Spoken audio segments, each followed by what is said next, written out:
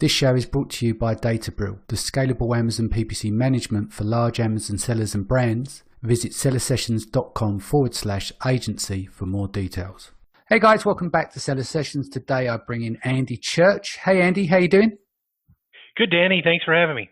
Excellent. So Andy, you run an inspection company. It's Insight Quality Inspection, is that right? Yes, Insight Quality Services is our business, and we offer inspections and sourcing services. Cool. Let's go 101 with it then. So in terms of inspections, most people know whether it's in China or another overseas country, you're going to have an inspection at some stage in the process. There are people out there who actually completely skip inspections and even go as far as ordering straight from factory and delivers direct to Amazon without even having a look at it, other than pre-samples, pre-order, which is, to me, is completely nuts. Okay, well, let's start with my take on what inspections are there. And before we jump into AQL, there's typically three kinds of inspections: a top, a DuPro, and then a final random or a pre-shipment inspection. So the AQL would only apply toward the final random inspection before the goods are shipped. The other two are somewhat self-explanatory. A top inspection would be at the very beginning of a production run, and generally for e-commerce, products sold via e-commerce, the order quantities are such that a top or a DuPro inspection may not be that feasible. And a DuPro inspection is just that; it's during production, so it's short for during production. So AQLs, which is what you mentioned, is what is used at a final inspection when the inspector will select a sampling of the order to inspect. So oftentimes it's not practical to inspect 100% of the purchase order. If the order is small enough, a few hundred pieces, then that may be feasible. But much beyond a couple hundred piece order, you start 1,000 or more, a sampling inspection is going to be the most feasible. And an AQL inspection is a statistically valid method that will ensure that the results from that sampling are representative of the entire order. Yeah, that makes total sense. So just breaking those down. So we've gone through what a pre-production inspection is. So when you say top of production, do you want to go into a bit more clarity there, what top of production actually means? Sure. And the reason I say it may not apply to a lot of orders that the order quantity is, smaller, is because if a top inspection, the objective is, if there are issues found, it provides the opportunity for the factory to make corrective actions to address, whatever the observations were. So say just to use a simple item, you're making a ceramic coffee mug and the handle is not the correct dimensions. It's not tall enough for the height of the coffee mug handle isn't the right size and what you specified. And at a top inspection, generally are conducted at the first 10 to 20% of production. Well, if a factory can produce 300 or 500 coffee mugs in a day, and you go in and the inspector conducts the inspection at the very beginning of the day, by the time those results are communicated to the buyer, the entire production's done, and there's not going to be any recourse to make corrective actions. So a top and a DuPro inspection both serve the same purpose. It's to allow any observations or defects observed to be corrected before the entire order is produced. Yeah, I mean, in your opinion, is it mainly pre-shipment inspections are the main ones that most people get done, like generically across the board? Yeah, across our entire customer base, pre-shipment inspections are the most common because there's added cost to the more inspections you do, and unless you have very high production runs, even some of our clients who are ordering multiple thousands or even 10,000 of an item.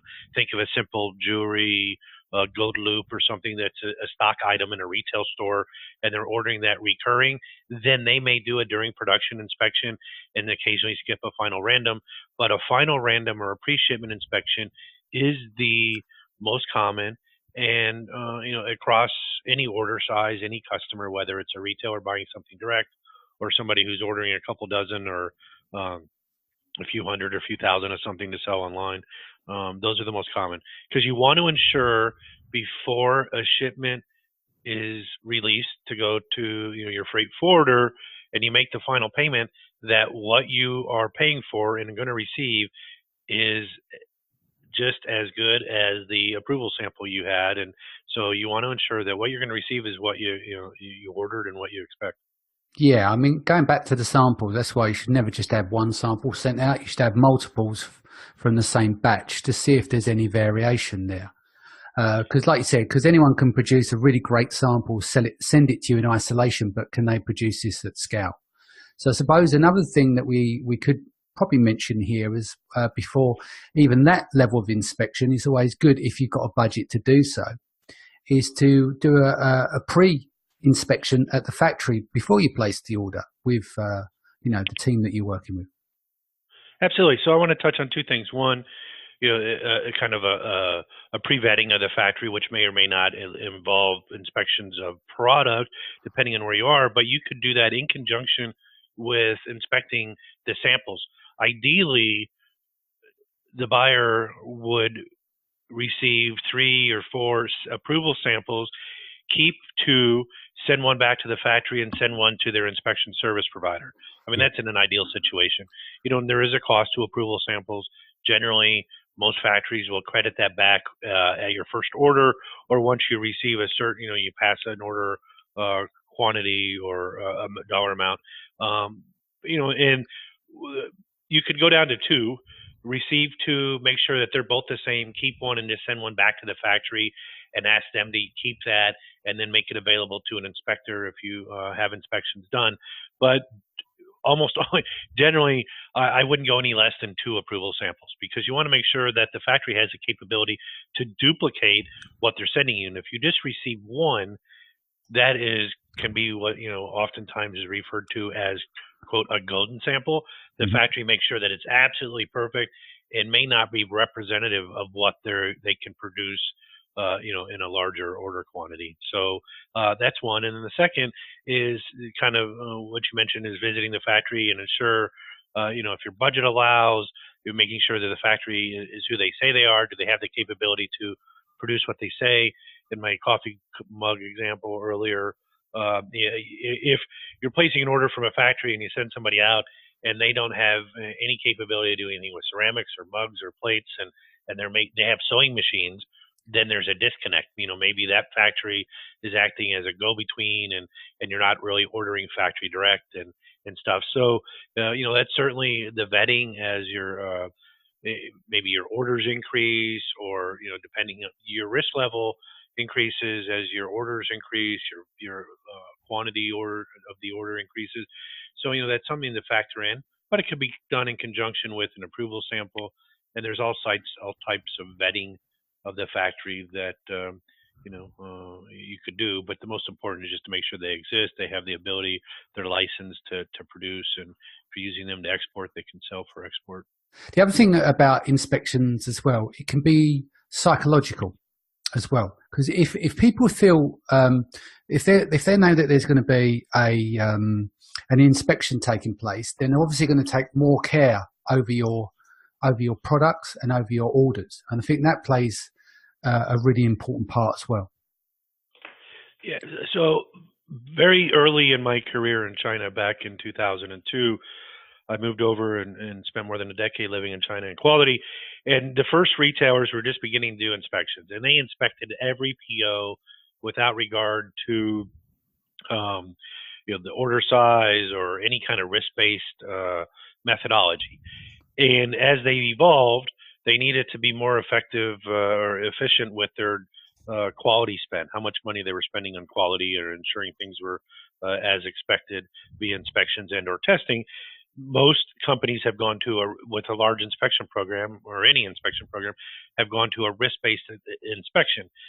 And what that means is items that are new, that have high risk, and those could be items that are brand new, items that is maybe new to the factory, new to your mix, that have regulatory, potential regulatory or quality or safety issues around them, have higher risk than something that is a lower dollar item that the factory is very proficient in producing, and you have a longer term relationship with the factory, and they continue to meet their ship dates and high quality and whatnot, is going to be a lower risk factory.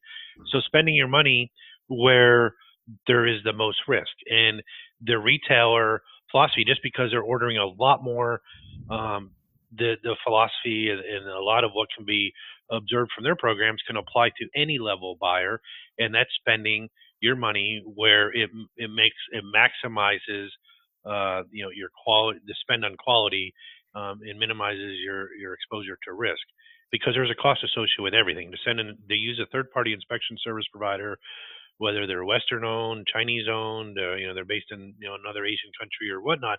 There's a cost, and there's companies all over the spectrum and cost-wise. So you want the most bang for your buck, which is going to be doing a program that allows you to reduce your risk.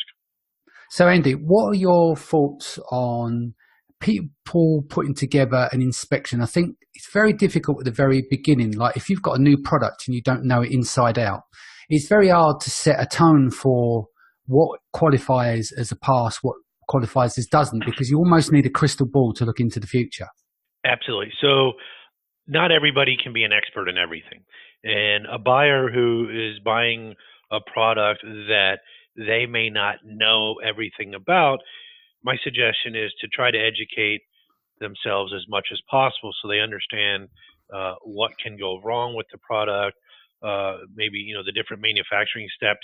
So you don't have to become an expert, but try to understand as much as possible about what are the most common defects, what are the most common complaints, and that information. There's some ways to ascertain. It could be asking the factory, it could be looking at competitors' reviews, or you using the product yourself or receiving it and not happy with something. And the reason that's important is because an inspection service provider is going to be a resource for items to look at and that can be observed and inspected at the time of a factory visit when they inspect the goods, but they're not going to know the product inside and out and be an expert. That's going to be a combination of the factory, the buyer, and the inspection service provider working together to create an inspection checklist that is used to ensure that the points that are most important are inspected. There's some things that apply across product categories. That could be packaging, making sure that colors match. If you have an approval sample, and either it's Pantone based and there's a specific Pantone color associated with it, or just a shade.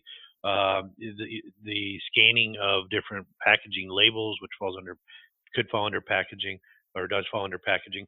So there's some things that are the same across inspections, but when you get into product specific, that's where it's important to work together with your factory and your service provider to create an inspection checklist that covers all those things. So if the buyer isn't an expert in their product, they should rely on the factory to provide comment on what are the most common defects that you have when you make this product. So you can educate yourself on why those defects exist. It could be, especially when somebody's designing something or making changes to a product that the factory already makes and sells, becomes even more critical. So nobody has a crystal ball. You're not going to be able to understand what all the potential defects are, but on anything that's plastic injection molded, there's going to be gate marks, which is where the resin is poured in, injected into the mold, and then, when it heats up and breaks off, it leaves a little bit of a nipple.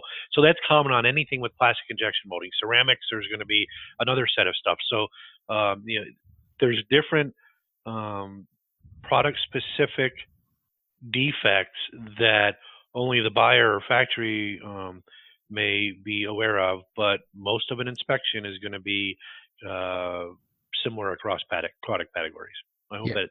Yeah, no, totally makes sense. So what would you say is a part of your negotiation process? and obviously you're going to get to pre-inspection, you're going to have to notify the factory if you haven't had a factory inspection, for instance, that you will be having inspections and what your requirements are. So they're all going to come up in those discussions. But how do you make sure that, because I see inspections as psychological as well here, right? So how do you have that conversation where you're kind of friendly in the chat? Obviously, you're being business-like because you're always going to get inspections done without fail anyway. But how do you kind of get that message across to them that you expect decent quality? And because the thing is, what we're looking at here really is that we do inspections. We want every single one of them to pass, and we don't mind paying the money. The last thing we want is to re-inspect the goods again. So how do you set that conversation or set that tone to make sure there's a good chance that your products will pass with no problem? I didn't coin this phrase, but it's one I heard probably about 15 or more years ago. Quality begins with the buy. Yeah. So setting the expectation with the factory that you reserve the right to have the goods inspected before they ship and before you make your final payment is paramount to setting the expectation with the factory that you are going to hold them to the level of quality that you're buying, the goods that you're buying. Whether you follow through with that is another matter, but it's really important at the very beginning that the factory understand that you're going to have the goods inspected or not. Whether you do that, is the next decision. Because if a factory knows that you're not going to inspect the goods and they ship, and if it's by vessel, it's going to be 6 weeks or, from the time it leaves their factory to you see the goods, depending on where you are in the world, they could care less. So you have very little recourse. So that's the first step. The second step is actually doing an inspection and, holding the factory to improving the results or replacing the goods if there were any defects observed. And a component to either one of these methods of, that are there is a psychological component, is working with the factory at the very beginning to establish inspection criteria. Yeah. So agreeing on what a defect is. Yeah. I mean, that sounds simple, but that is one of the most common disconnects that we see between buyers and manufacturers, is that they didn't agree. I mean, they talked about inspections and that they were going to happen or may happen, and then when they do, there's no agreement on what the defects were. So at the very beginning, outlining what is considered a defect is pretty important. Yeah, of course. But on the flip side of that, people are not in a rush to make a big long list of all their failures, like with the defects. So you probably have to coax them out of the factory, won't you, to a point. So we've gone into that stage. And obviously this is why it's important when you pay a certain amount down. Most people pay 30% and then 70%. But if you grow a relationship with factories, some people are paying 5% and paying on landed in LA or wherever it is. Yeah, they get terms. So, I mean, that's all those things come with, relationships, right? And time. Yeah. And time. Yeah. So obviously that's a key point. If you're working with a new factory, you're only going to put down a small percentage, say 30%. And then the 70% once at port, or for instance, depending on what you negotiate, some people do it post-inspection at the factory. Hey guys, that's it from us. Please rejoin us again in a few days' time.